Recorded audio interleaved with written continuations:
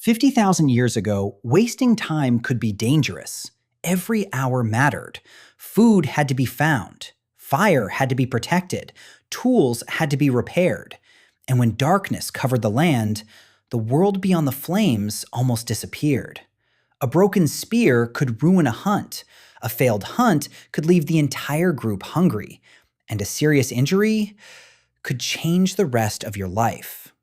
Ancient humans should have spent every waking moment surviving, but they didn't. Instead, they used valuable materials to make musical instruments. They spent hours carving objects that could not cut meat, kill prey, or protect them from the cold. They painted, danced, played games, and long after the day's work was finished, they sat together and told stories.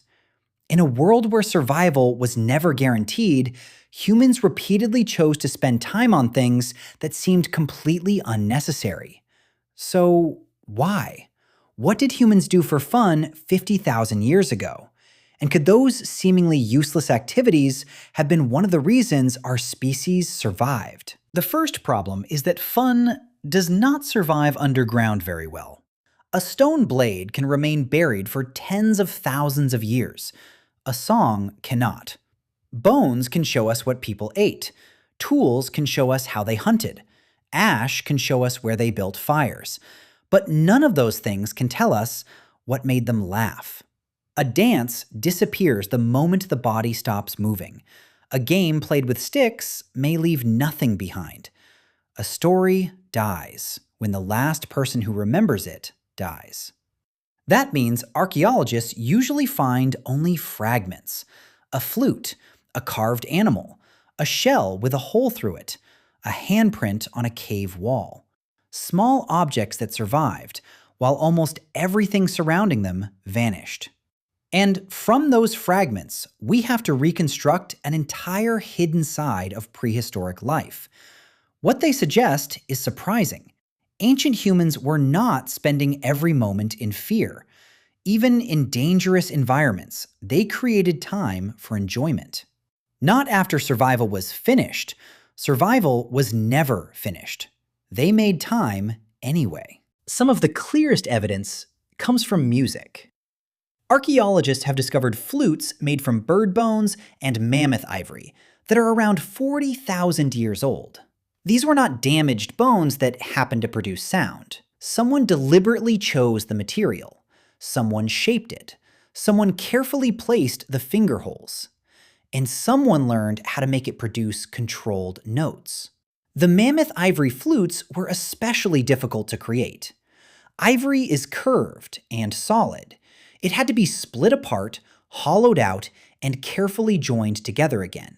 A single mistake could destroy hours of work, and every hour spent making a flute was an hour not spent making a weapon, gathering food, or repairing shelter. Yet someone decided the sound was worth the effort. We do not know what their music sounded like. Perhaps the melodies were simple and repetitive. Perhaps they imitated birds or animals. Perhaps every group had its own familiar songs. A melody could have revealed who was approaching before the people themselves became visible. Or perhaps their music would sound so unfamiliar that we would barely recognize it as music. But the flute tells us one thing clearly: someone played, and someone else stopped what they were doing to listen. Music may have been entertaining, but entertainment was probably not its only purpose. When people sing or move to the same rhythm, their behavior begins to synchronize. They clap together, they breathe together, they repeat the same pattern. And for a few moments, many separate people act like one group. In prehistory, belonging to a group was not optional. The person beside you might guard the fire while you slept. They might share food after your hunt failed. They might help carry you after an injury. They might protect your child when you were gone. Anything that strengthened trust could become part of survival. Music may also have helped preserve memory. Words attached to rhythm are easier to remember. A song could carry the history of a journey, the location of water, a warning about a dangerous animal, the names of people who had died. Knowledge could survive inside a melody even when nobody knew how to write. But not every song needed to teach something. Some music may have existed for the same reason it exists now, because silence became uncomfortable, because someone wanted attention, because people were tired, or because the darkness beyond the fire felt less threatening when everyone made noise together. Where there was music, there may also have been dancing. We cannot prove it directly. Movement leaves no bones behind, no footprints that survive for 40,000 years, no record of how a body turned, jumped, or moved beside the fire. But dancing appears across human societies, and later prehistoric art sometimes shows groups of people moving together. At night, the experience would have felt completely different. During the day, the landscape stretched in every direction, but after sunset, the entire human world collapsed into a small circle of firelight. Beyond it, there was only darkness. A person moving beside the flames would not look ordinary. Their body would grow, shrink, and twist as shadows stretched across the ground. For a few moments, a familiar person could become something else. An animal, a hunter, a spirit, or something nobody had a name for.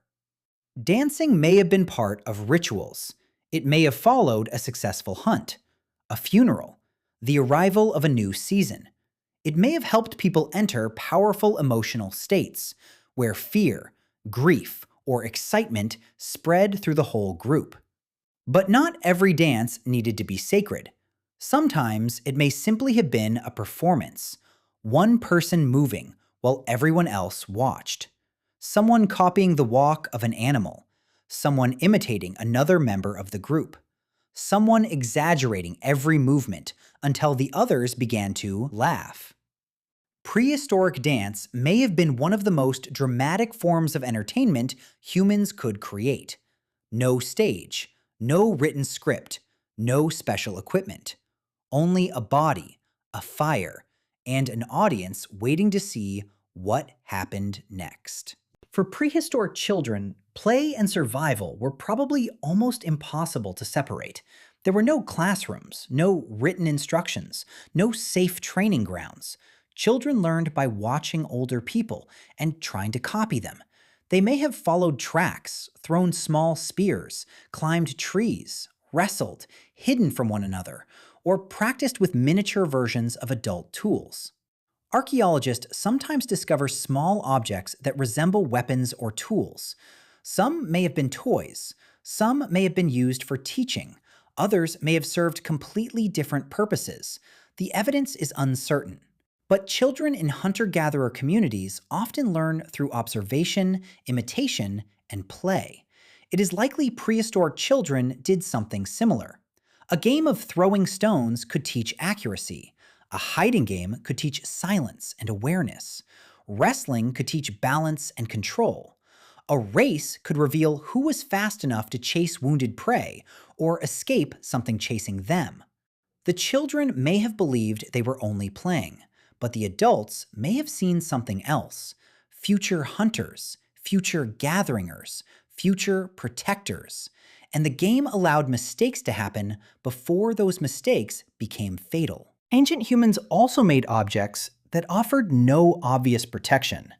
They pierced shells, shaped beads, collected pigments, carved animals, decorated tools. Some of these objects required enormous amounts of time and skill, and time was never free. A person carving ivory was not hunting. A person preparing pigment was not gathering food. Yet prehistoric people continued making these things. Some decorations probably communicated identity. They may have shown which group someone belonged to. They may have marked age, status, or achievement. They may have helped people attract partners. They may have been connected to rituals or beliefs. But some objects may also have existed because someone simply enjoyed making them, because they liked the shape, because they liked the color, because they wanted to create something nobody else had made before. And the objects that survived are probably only a tiny fraction of prehistoric creativity. Wood rotted, painted skin vanished, feathers disappeared, decorated clothing decomposed, patterns drawn in sand lasted only until the next wind. Someone may have spent an entire afternoon creating an image that disappeared before sunrise. Prehistoric life may therefore have been far more colorful than the remains suggest. The world was dangerous, but danger did not stop humans from caring about how they looked inside it. The most powerful form of prehistoric entertainment may have required no object at all, only a voice. After sunset, many daytime activities became difficult. The group gathered close to the fire, and the person who could hold everyone's attention may have become the center of the camp. Stories could recreate hunts, describe distant places, explain strange sounds in the darkness, preserve memories of people who had died, or warn children about dangers they had never faced. A story might begin with something real, but each time it was told, it could change. The animal became larger, the journey became longer, the storm became stronger, the danger came closer, and the storyteller became slightly braver with every retelling. Some stories probably taught practical lessons. Others may have frightened children into staying close to the camp. Some may have explained why animals behaved in certain ways. Others existed simply because everyone wanted to hear them again. A skilled storyteller knew exactly when to pause, when to lower their voice, when to stare beyond the fire as though they had seen something moving in the darkness. For a moment, everyone would turn to look. Then the story would continue. In a world without books, screens, or recorded images, one person could create an entire world using nothing but memory, timing, and fear. Today, people often divide life into work and free time. Ancient humans may not have seen such a clear difference. Making tools could include conversation. Preparing food could include singing. Teaching children could become a game. A meeting between groups could involve trade, courtship, competition, storytelling, and ritual, all at the same time. Entertainment was mixed into ordinary life, and that may explain why humans continued doing it, even when conditions were harsh. Games trained useful skills. Stories preserved knowledge. Music built trust. Dance created unity. Humor reduced conflict. Decoration communicated identity. These activities did not pull humans away from survival. They may have made survival possible. A person could sometimes survive alone, for a short period, but humans became successful because they survived together.